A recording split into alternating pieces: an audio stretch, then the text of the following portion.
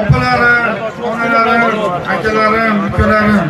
Hozir mana Bishkekda xabar keldi. Uzr, men shu xabarni olib chiqdim. Qirg'iziston bo'yicha mekani Qirg'iziston birda olibdi.